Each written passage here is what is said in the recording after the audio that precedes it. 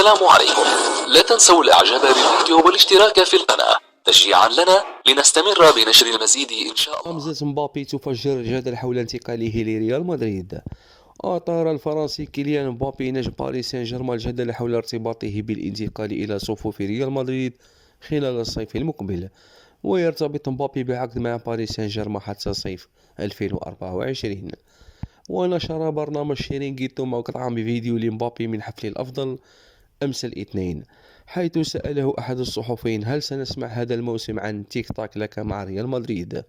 وتعد تيك تاك إشارة مميزة في برنامج شيرينغيتو بشأن اقتراب الإعلان عن إبرام صفقة ما، واكتفى المهاجم الفرنسي بالرد عن إيماءات غمزة. يذكر أن العديد من التقارير زعمت أن كيليان مبابي لا يزال على تواصل مع مسؤولي ريال مدريد، ويحلم مستقبلا بالانتقال إلى قلعة سانتياغو برنابيو.